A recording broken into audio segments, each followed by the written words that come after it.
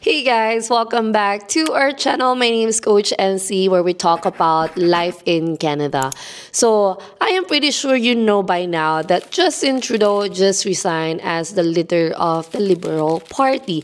And ang dami nagtatanong how it's going to affect the immigration. Are we going to be affected? And my straight answer to that is definitely and absolutely we are going to be affected. Imagine guys, we're gonna have a new prime minister in Canada. They will elect a new Liberal Party, and that person would be the prime minister until we'll have an election. And there could be a snap election. Ibig sabihin, pwede silang magpatawag ng election before October 2025. That could happen. Especially here in Canada. Hindi siya katulad sa atin sa Pilipinas na inaantay natin na magkaroon muna ng eleksyon bago magbabago ng Pangulo. But here, they can call for a snap election. And I don't think Justin Trudeau would win this time. Kasi ang dami talagang backlash sa kanya. Before, siya yung charming na prime minister, di ba? Ang dami may gusto sa kanya. But right now, seeing all the comments, seeing all the things that have thrown to him, isa na doon ang immigration, that he messed up the immigration. I don't think he would win this coming election. So ano nga bang pwedeng mangyari, di ba? Are they going to strengthen even more in the immigration? So if manalo ang conservative guys, expect that they would strengthen the immigration. They already strengthen it right now. Diba? Binago na ng Liberal Party. Yung nasa parliament right now. Kasi nga they felt the pressure from the people here, from the Conservative Party. That's why they changed it. And if the Conservative Party would win this coming election, expect that the immigration would be more strict. Diba? Most people would feel like it's harder to immigrate to Canada. Expect the worst, guys. But we're not saying that they will close the immigration kasi Canada is heavily relying on immigration. I don't think this country would survive without immigrants. Pero it will be harder for most of the people to get here. So ano nga bang pwede natin gawin? What can we do about it? First thing you can do is adapt to the changes. Ang dami ko ng beses na sinabi yan dito sa channel ko. You have to go with the flow. Kung sino mang manalo, they will strengthen the immigration. And you know that they will protect some industries here. And that would be community services, healthcare, trades.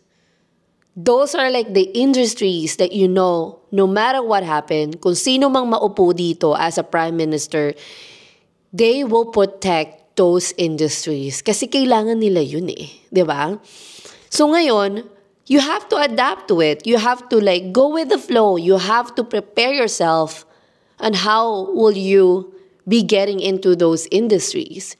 You cannot just get a job in healthcare without studying. You have to get a certification. Trades, you have to get a certification.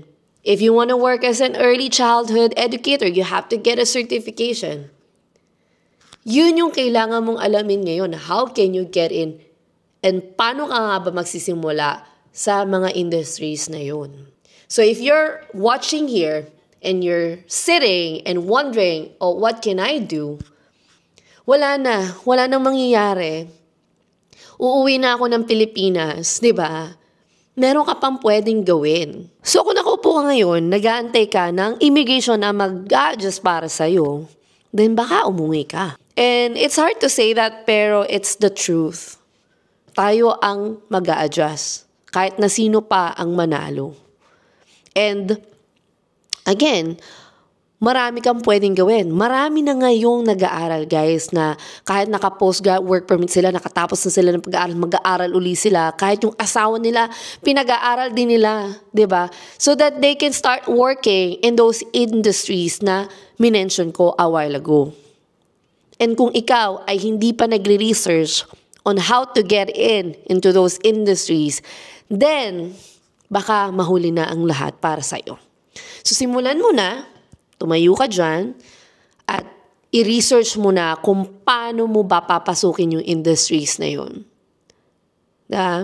And again, we're just here. We can help you, but again, it should start from you. Walang ibang magsasalba sa'yo, kundi ikaw, sarili mo, dito sa Canada. So, ayun lang guys, ang gusto kong i-share sa inyo today. And we're trying to collaborate with a new immigration consultant so that we can have a session with you guys. And we are also going to be collaborating with a recruitment platform here sa Canada that could help you get a job. But then again, it's still important to get the certification. Sabi nila, international education is dead.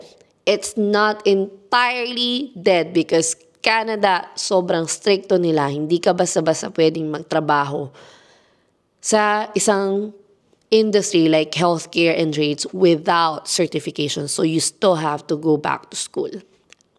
You still have to get certification. So mag-aaral ka pa rin.